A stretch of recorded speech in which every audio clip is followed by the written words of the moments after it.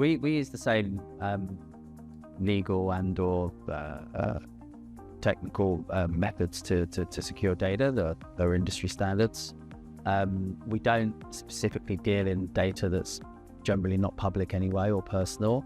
So we're not at the riskier end of data at 3AI. We're dealing in public financial data, stuff you can read about in the FT account, exchange-based data available on the internet, etc., etc. So, and our data that we generate is essentially derived data generated by artificial intelligence that provides insights or analytics, if you like.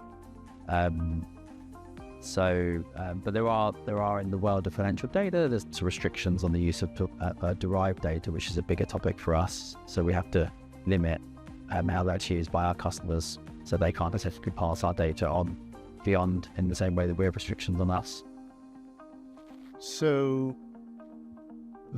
where this really bites is where there's a very deep strategic collaboration, so that the strategic partner is a very big proportion of a growth company's future, or even more dramatically, where a strategic partner becomes an investor in a company, and then they join the board room on a monthly, quarterly basis, and then they really are proverbially in the knickers of the growth company.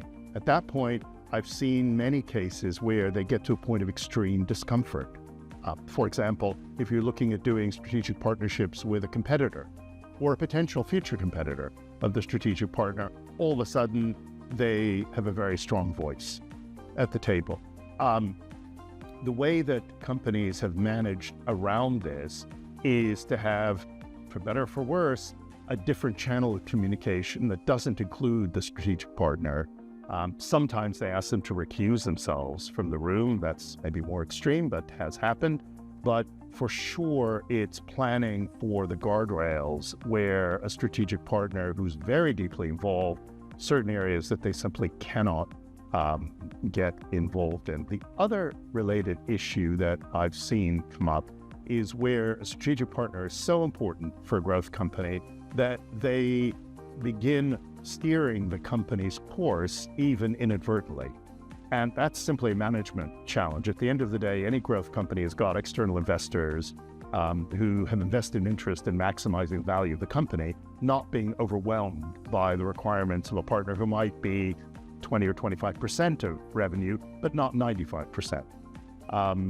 And the pushback required from a board and chief executive can sometimes grate. Where I've seen that work really well is to have a chairman of a company separately positioned, separately appointed to deal with some of these areas of friction and manage it.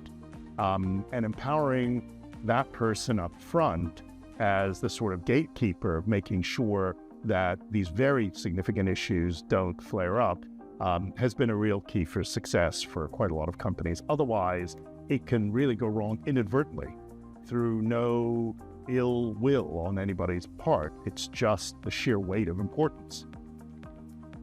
Yeah, so we're a regulated business. We carry out regulated activity, and as such, we're held to high standards already. So all of the information that we deal with is on a need-to-know basis. So when we collect customer information, we make sure that only parties that need to know or need to have that information are exposed to it. Where there are regulated parties involved in the transaction that don't give us all of that customer information, we can form reliance on those parties as well. So we don't collect data that we don't need to collect, whether that's from an operational perspective or just from a data protection perspective.